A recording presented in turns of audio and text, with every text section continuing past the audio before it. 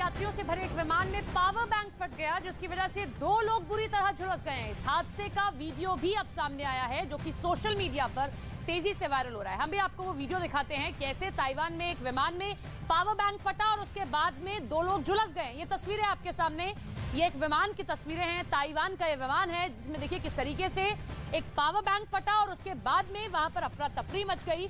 2 लोग इस आग में झुलस गए हैं। ये देखिए कैसे पैसेंजर्स बैठे हुए थे, लेकिन उसी दौरान एक पावर बैंक फट जाता है, जिसके बाद वहां बैठे सभी पैसेंजर्स के बीच अफरा तफरी मच जाती है।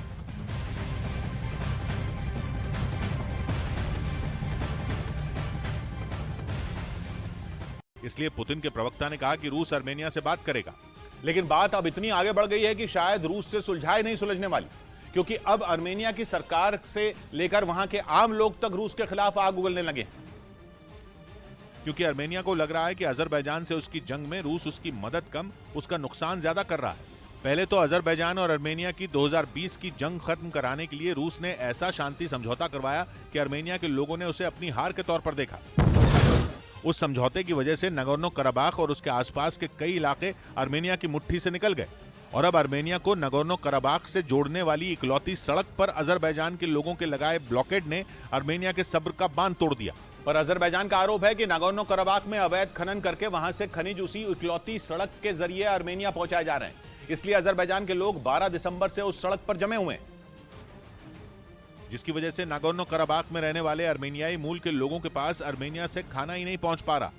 लेकिन ब्लॉकेड अजरबैजान के लोगों ने लगाया और आर्मेनिया के लोग रूस पर आग बबूला हो गए।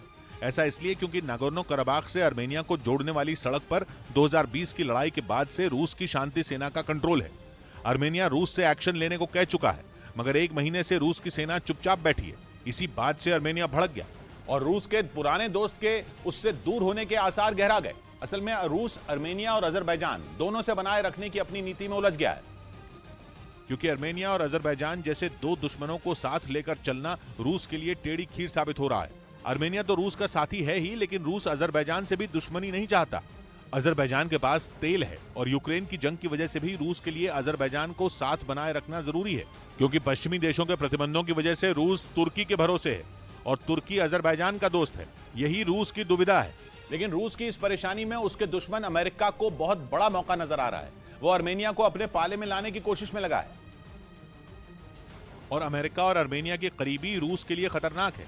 आर्मेनिया और अमेरिका का दूतावास कई बार अजरबैजान से बंद सड़क को खोलने के लिए कह चुका है। मतलब जिस बंद पड़ी सड़क पर रूस चुप्पी साधे बैठा है, अमेरिका उसे खुलवाने के लिए आर्मेनिया के सुर में सुर मिला रहा है। वो आर्मेनिया का हमदर्द बनने में लगा है। खुद आर्मेनिया कह रहा है कि अब वो मसले को सुलझाने के लिए अमेरिका और यूरोपियन यूनियन की मदद लेगा। यानी रूस के लिए ये खतरे की बहुत बड़ी घंटी